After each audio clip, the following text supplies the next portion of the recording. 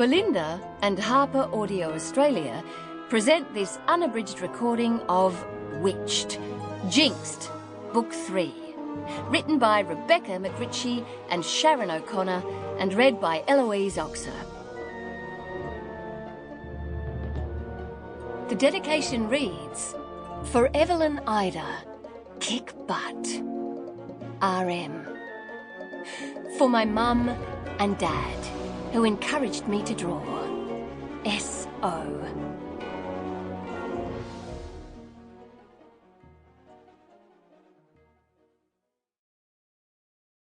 Chapter 1. A pop of magic echoed in the woods. The sound bounced from tree to tree as a girl with one eye and two plump, hairy fairies landed ungracefully on the ground. Cora looked around. The sun was setting, so the trees were dark, but she recognized the tall, gnarled trunks and twisted branches. The oak wood.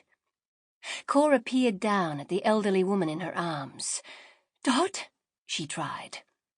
The woman stirred, but her eyes remained closed.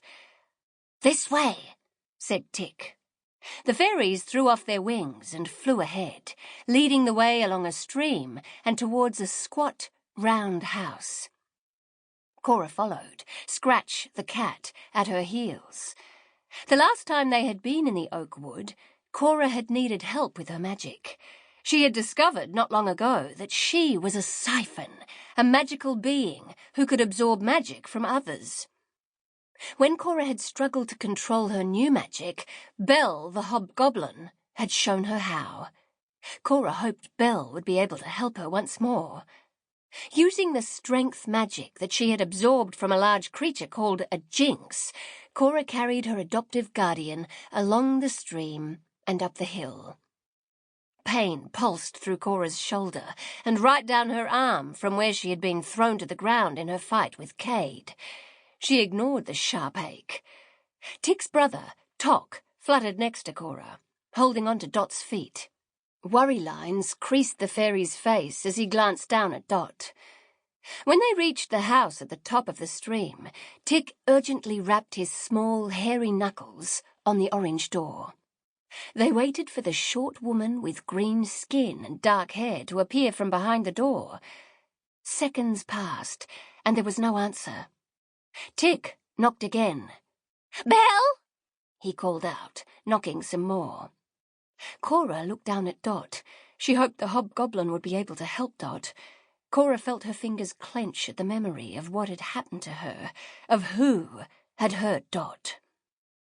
They had finally found the hidden city of Tinth, the place where her syphon family had lived, where she once lived. It was the sanctuary and home for all syphons. But waiting for her there wasn't the family she had been expecting. A syphon named Cade had been searching for her. He had not only destroyed the hidden city, but also all of the syphons who had lived in it. All of them, except for her parents, and... "Bell!" yelled Tock at the door. He let go of Dot's feet and banged his two fists on the orange wood. "We need your help!" "What if she isn't home?" asked Tick.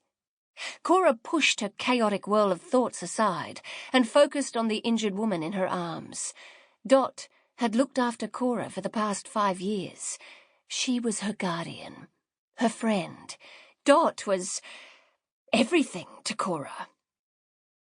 The silence that followed Tick's and Tock's knocking was heavy and long. It would have been a scatter of seconds, but to Cora it felt like many drawn-out minutes. Many minutes that Dot might not have. "She has to be home," said Tock. "Bell!" Cora couldn't wait for Bell to answer. Dot in her arms, Cora held on to the witch's magic she'd siphoned days ago and clicked her fingers. Instantly, Cora appeared on the other side of the orange door, still holding on to Dot. The hobgoblin's home was dimly lit with a few candles. Green vines... Sample complete. Ready to continue?